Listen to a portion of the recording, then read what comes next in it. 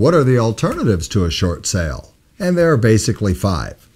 Number 1, you can simply stick with the property, keep grinding out the payments, and hope that the property value goes back up to where it was 5, 6, 7 years ago. And you know what? We all hope that happens. But keep in mind, in my confidential reports, here's what we know.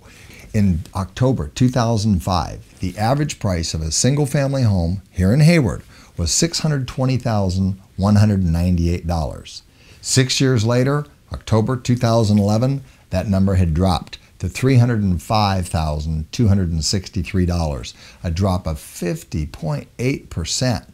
And I know you get this, in order for property values to go from about 300 where they're at now, back up to 600 where they were at 6 years ago, that requires an increase of 100%.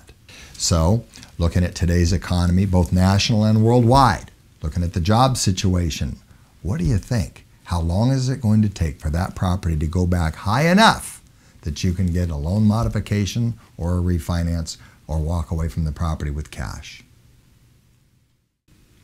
Number 2, you're going to attempt a loan modification.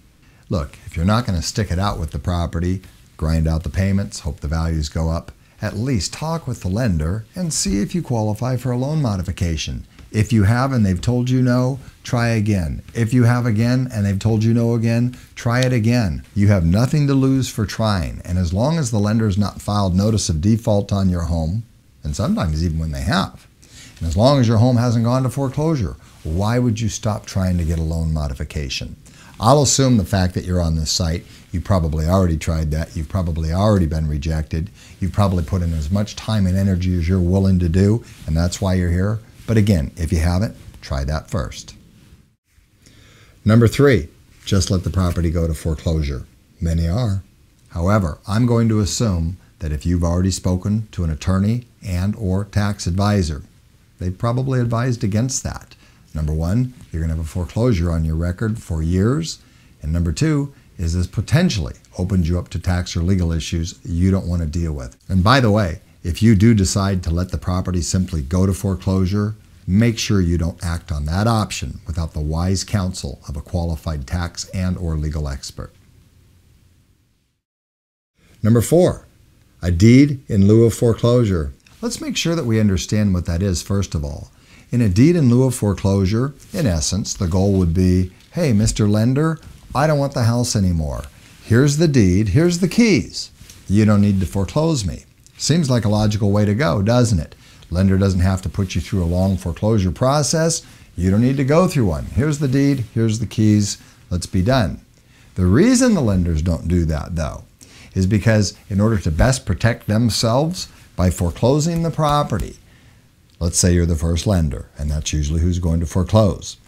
By foreclosing the property, they're going to eliminate any second loans, any homeowners association dues, any unrecorded mechanics liens, any recorded mechanics liens, so they get the title back free and clear.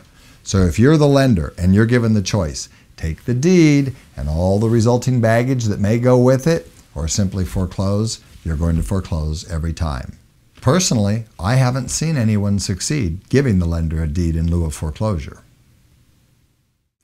Number 5, probably the least tasteful of all of them, is bankruptcy. But you know what? If you're considering that option, make sure that you talk to a qualified bankruptcy attorney first. For some people, it does make sense. For some people, it is the right option. And you're not going to know, first, unless you understand all of the options. And if you think bankruptcy is one of them, obviously speak with a qualified bankruptcy attorney. Don't make a move until you understand all of the options, and then you'll know you made the right move.